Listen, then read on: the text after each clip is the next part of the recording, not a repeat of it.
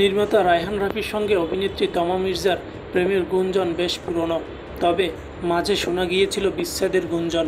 এবার ফের একই রকম আভাস নায়িকার কণ্ঠে, জানালেন বিয়ে সংসার করার মতো মানুষ এখনও খুঁজে পাননি তিনি।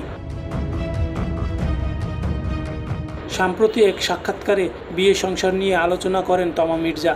অভিনেত্রী বলেন, সংসার করতে হলে আগে মন স্থির করতে হবে। কাকে বিয়ে করে সংসার করব এমন মানুষ এখনও পাইনি। জীবনে চলার পথে অনেকেই বন্ধু হিসাবে আসে, কেউ থেকে যায়, কেউ আবার চলেও যায়।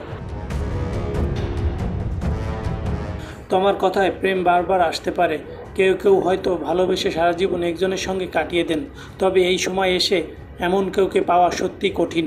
জীবনে যে সব সময় প্রেম এসেছে, ভালোবাসা এসেছে, তখন হয়তো ভেবেছি বিয়ে করব, সংসার করব, নিজেকে স্থির করব, কিন্তু এখন যেহেতু জীবনে এমন কেউ নাই, তাই তেমন কিছু ভাবছি না। তবে হঠাৎ বৃষ্টির মতো যদি কেউ আসে, যদি মনে হয় তার সঙ্গে বাকি জীবন কাটিয়ে দেওয়া সম্ভব, তখনই তাকে বিয়ে করব।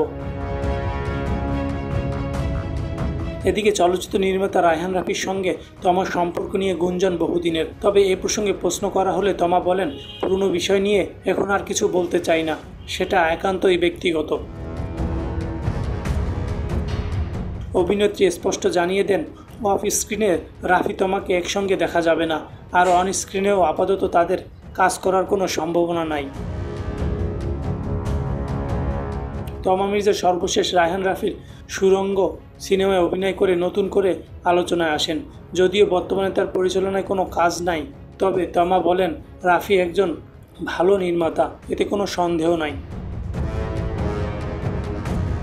সর্বশেষ তমাকে দেখা গেছে ঈদে মুক্তিপ্রাপ্ত শিহাব শাহীনের দাগি সিনেমায়। বর্তমানে একাধিক নতুন প্রজেক্ট নিয়ে নির্মাতা ও প্রযোজকের সঙ্গে কথা হয়েছে বলে জানান এই লাস্যময়ী নায়িকা।